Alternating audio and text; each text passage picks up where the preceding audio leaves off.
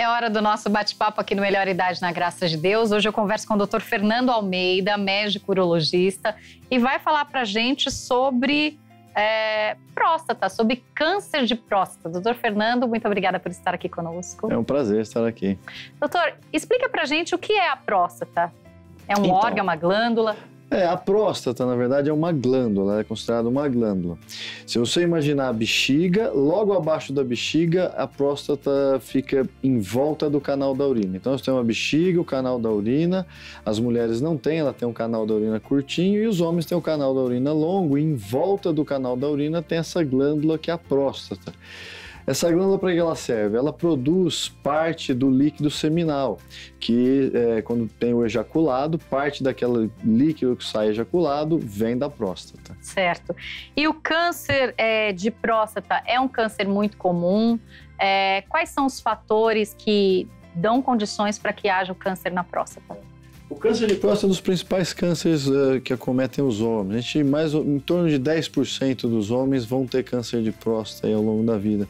Uma incidência bastante alta, né? E esse tumor é um tumor que ele pode surgir em todas as idades. Hoje mesmo eu vi um paciente de 45 anos com câncer, um diagnóstico já de um câncer de próstata. Mas ele não é tão comum nessas idades mais jovens, ele é mais comum depois dos 60 anos.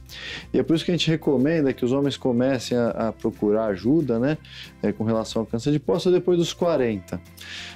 Mas é um câncer muito frequente, então o homem tem que ficar atento.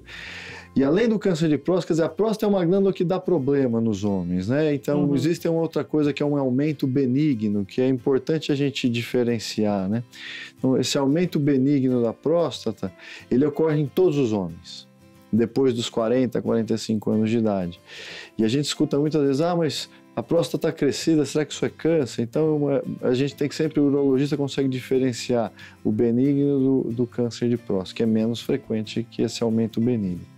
E a partir, então, o senhor está dizendo do rapaz de 45 anos, a partir de que idade o homem deve começar a pensar em fazer um exame preventivo de próstata? Então, a recomendação mundial para isso é que se comece depois dos 50 anos de idade e que se faça essa prevenção até os 70, 75 anos de idade. Mas em algumas situações, como pessoas que tiveram um parente de primeiro grau, um pai, um tio ou um irmão, que tiveram câncer de próstata, essas devem começar mais cedo, por volta dos 45. E aí começar a seguir anualmente para fazer a prevenção. Porque o fator hereditário ele é muito importante. Os homens negros também têm mais risco. Aqui no Brasil é difícil, nós somos muito miscigenados, né? Mas os negros de origem negra têm maior risco de câncer de próstata.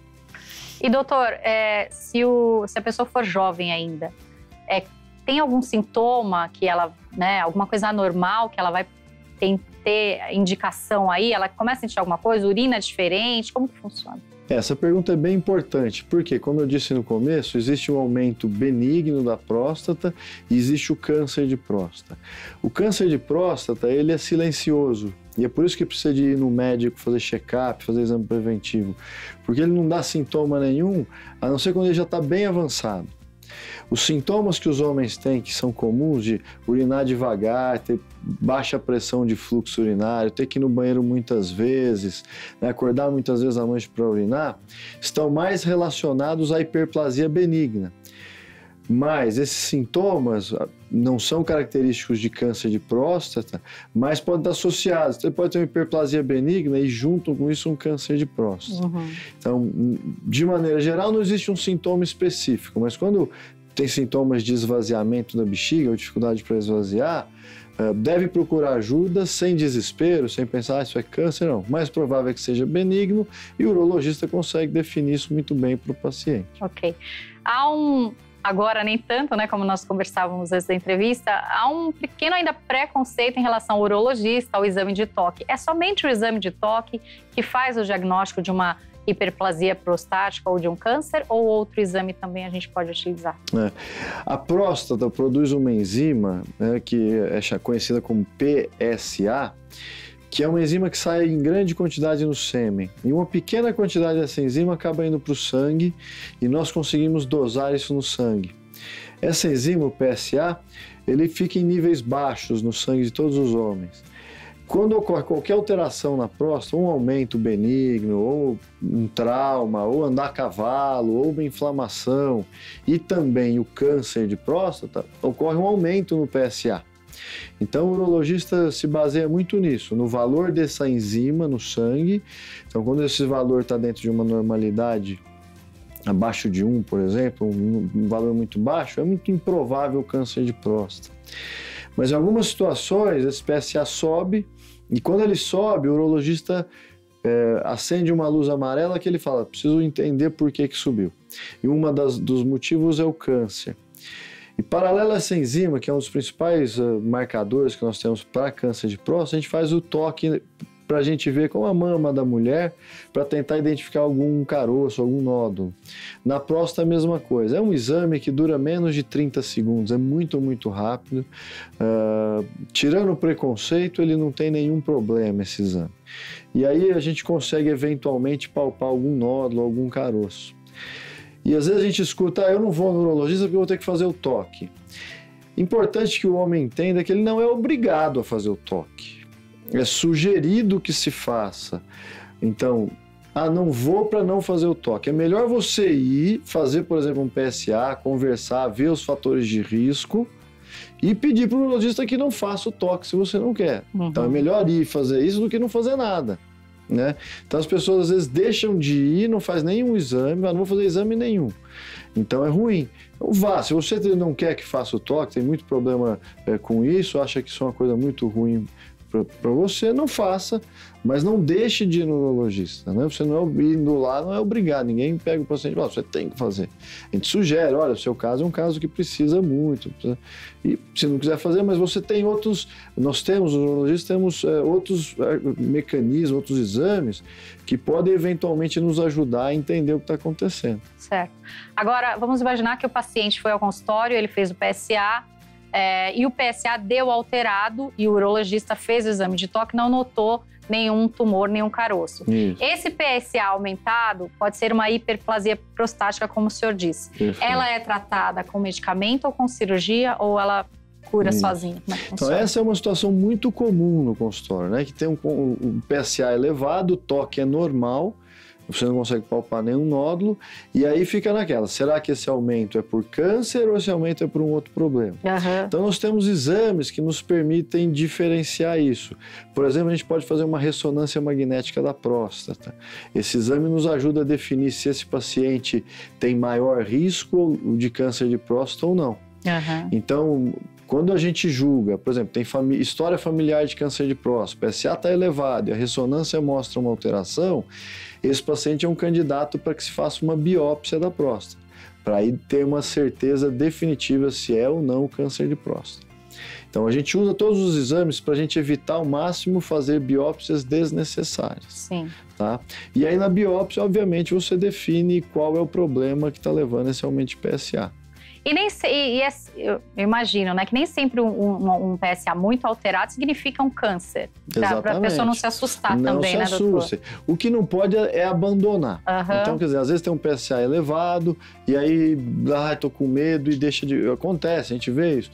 Só deixa de procurar porque fica assustada. Não, muitas vezes não é um câncer de próstata, mas é importante fazer a investigação e entender exatamente o que está acontecendo. Certo. Porque na benigna, que você me perguntou, existe tratamento com medicamentos. Existem várias coisas que podem ser feitas que aí às vezes o PSA até abaixa, a pessoa fica mais confortável.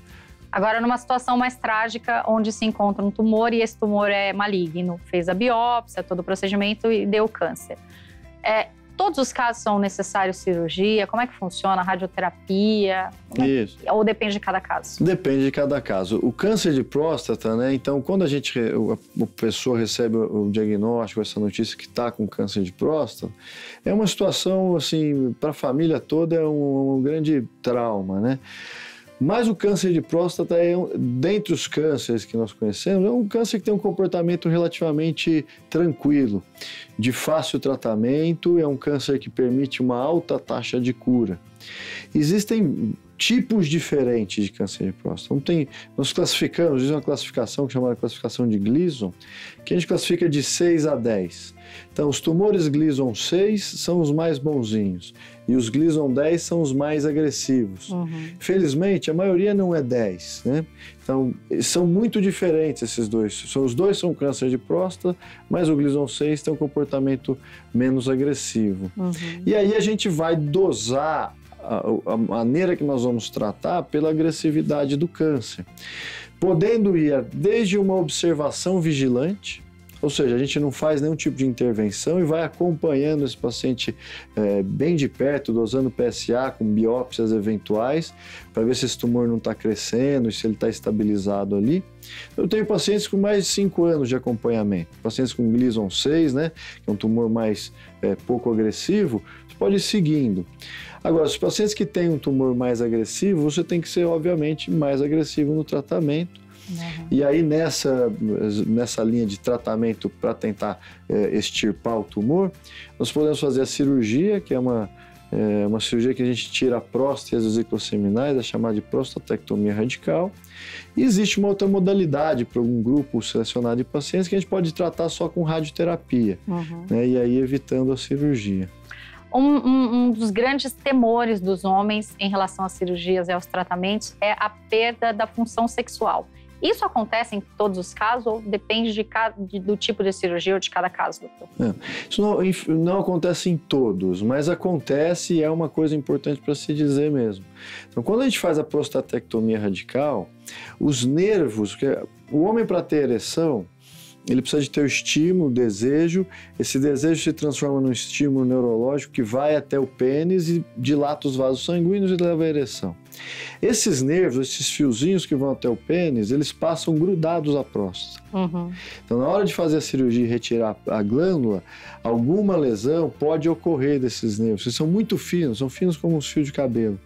E a gente preserva ele na maioria dos casos, mas às vezes algum dano pode ocorrer. E aí leva à disfunção erétil. Hoje nós fazemos a cirurgia com auxílio de robô, que nos ajuda bastante a identificar bem esses órgãos, identificar a localização dos nervos e permite uma preservação um pouco melhor. De tal forma que existe o risco, a gente tenta minimizar ao máximo preservando esses nervos, mas aqueles pacientes que depois de um tratamento mais agressivo tem algum grau de disfunção erétil, hoje, felizmente, nós temos inúmeras maneiras de tratar, medicações por via oral, injetáveis e próteses, enfim, inúmeras coisas que podem permitir ele voltar a ter a vida sexual e tratando o câncer de uma maneira que preserve a vida, que é a coisa mais importante. Ok. Doutor, o senhor disse que também o fator hereditário é importante. Existe algum mapeamento genético que a pessoa possa fazer para saber se ela pode ter desenvolvimento desse tipo de câncer ou não? Estão surgindo alguns marcadores que ainda de maneira experimental, que nos ajuda a definir isso.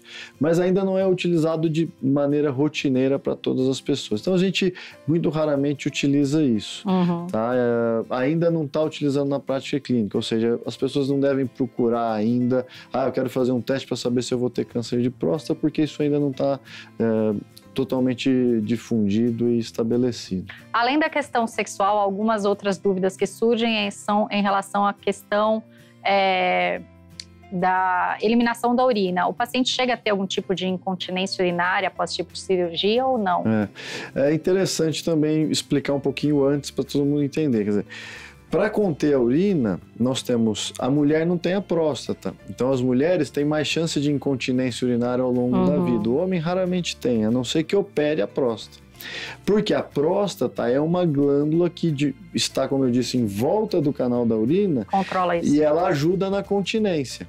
Então, além dela, tem um outro músculo que é um esfíncter, é um músculo que fecha o canal, que ajuda na continência. Então, quando nós retiramos a próstata, perde uma certa capacidade de segurar a urina.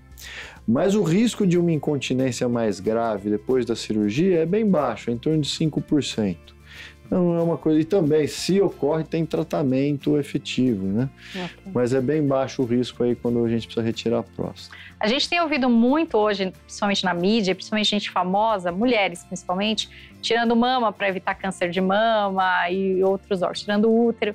O homem poderia tirar a próstata para evitar um câncer ou vai mexer em toda a função aí? Não tem jeito, então. Então, é uma pergunta recorrente no consultório. Ah, meu pai tinha, meu irmão tem, eu quero fazer logo e tirar. Na próstata, diferente da mama, apesar de que a mama tem um impacto grande para a mulher, né, a retirada do órgão, mas a próstata, além de ter um impacto, ela tem é uma cirurgia grande, interna e com todos esses riscos que nós discutimos. Então não justifica, né, a gente tirar antes de ter um diagnóstico já definitivo de câncer de próstata. É bem importante aí, né? Agora, doutor, quando o paciente tem câncer, a resposta do tratamento, ela é positiva? Depende de quando começou esse tratamento, por isso é bom pensar em prevenção? Sim, perfeito. Assim, todos os tumores, quanto mais cedo se descobre, maior a chance de cura. Isso é uma regra meio que geral para todos os tumores do ser humano. Na próstata não é diferente, então quanto antes a gente descobre, quanto menor a massa tumoral, maior a chance que nós temos de eliminar ela totalmente, por exemplo, com uma cirurgia. Porque quanto mais tempo esse tumor fica por ali, mais fácil de uma célula se desprender e dar uma metástase à distância. Né? Mais fácil, quer dizer, fica por muito tempo, ele vai crescendo e começa a sair de dentro da próstata. E aí na hora de retirar a glândula pode ficar tecido ainda tumoral. Então, quanto mais precoce o diagnóstico e mais precoce o tratamento, aumenta a chance de cura. Além disso, existem outros fatores, como eu expliquei essa escala de Gleason, né? Quanto mais agressivo o tumor, vai diminuir a nossa chance de cura, o estágio que a gente pega, o tamanho do tumor, a idade do paciente. Então, todos esses fatores somados é que vão definir. Mas o câncer de próstata, de maneira geral, tem uma taxa de cura próxima de 90%. Às vezes, depende do estágio que a gente pega, até maior. Então, a prevenção é importante para isso. Certo. A prevenção é sempre bem importante. Agora, a qualidade de vida também influencia nisso ou não? Por exemplo, quando a gente fala das mulheres, do assoalho pélvico, para não perder musculatura, o homem também, se exercitar, se alimentar bem, tem relação ou não com o desenvolvimento desse tipo de câncer? Não. A gente não, já se buscou inúmeras maneiras de tentar fatores de risco ou mudanças comportamentais, de dieta, que pudessem prevenir o câncer de próstata. Por exemplo, se a gente pega a população que mora no Japão, os japoneses que moram no Japão, eles têm um menor risco de câncer de próstata do que os americanos. Só que se você pega um japonês e põe ele para morar nos Estados Unidos, ele passa a ter um risco igual aos americanos. De tal forma que o estilo de vida e a alimentação parecem ter um papel no surgimento do câncer de próstata. Pessoas do Mediterrâneo parecem ter menos risco de câncer de próstata, e aí começou a se atribuir isso ao tomate, ao uso do licopeno, né, que eles ingerem em grande quantidade, mas os estudos ainda deixam dúvidas, a gente não consegue afirmar com total certeza que esses alimentos são preventivos. Outro que foi elencado é o zinco e alguns outros microelementos, mas ainda difícil estabelecer, porque às vezes a pessoa sai dali, é o estilo de vida, o estresse, são muitas variáveis, não só a alimentação, que podem estar influindo aí no surgimento desse tumor. Então, de maneira geral, a gente não tem muito o que dizer para os pacientes, faça isso para não ter câncer de próstata. Não tem grandes recomendações nesse sentido. Certo. Agora, só para fechar, eu queria perguntar para o senhor o seguinte, as mulheres, quando elas, por exemplo, fazem uma retirada do útero, elas acabam usando hormônio depois, né? O homem também vai precisar de algum tipo de tratamento hormonal se retirar a próstata? Assim, uma analogia, por exemplo, com o câncer de mama, igual você está dizendo, o câncer de mama, as células são sensíveis a hormônios. Então, o hormônio faz a célula crescer. Então, a mulher, quando tem um câncer de mama e retira, ela usa uma droga que é o tamoxifeno, que bloqueia o crescimento dessas células tumorais. No câncer de próstata é a mesma coisa. Então, quando a gente tem um câncer mais avançado ou mais agressivo, nós podemos usar, são bloqueadores hormonais. E aí a gente diminui o nível de testosterona, e diminuindo esse nível de testosterona, as células crescem mais lentamente e às vezes até deixam de ter crescimento. Então, é uma das estratégias que se usa quando a gente está fazendo um controle desse tumor depois de uma cirurgia ou de uma recorrência do tumor. Muito bem. Conversei com o Dr. Fernando Almeida, médico urologista, e ele falou hoje sobre o câncer de próstata. Então, a prevenção ainda é o melhor remédio, né, doutor? Sem dúvida nenhuma. Prevenção, procura o seu urologista, conversa com ele. Se não quer fazer o toque, não deixa de ir por causa disso. Tenha um médico para você trocar uma ideia e se cuidar. O urologista vai te ajudar em tudo, não só na história da próstata, mas em todos os outros aspectos. Às vezes a pessoa procura a gente por causa de sexualidade, outros problemas. Também é importante, né, doutor? Super importante para ter uma qualidade de vida boa. Doutor Fernando, eu queria que o senhor deixasse seus contatos para quem tiver dúvidas. Então, olha, eu tenho um website que é o www.ddadordfernandoalmeida.com.br e lá nesse site tem muitas informações de todos os problemas urológicos. Quem quiser visitar e encontrará informações a respeito de câncer de próstata também. Então é só acessar Dr. Fernandoalmeida.com.br. Doutor Fernando, muito obrigada pela presença aqui conosco. Eu que agradeço o convite. A gente fica agora com a nossa aula de artesanato. Vem aí a nossa oficina.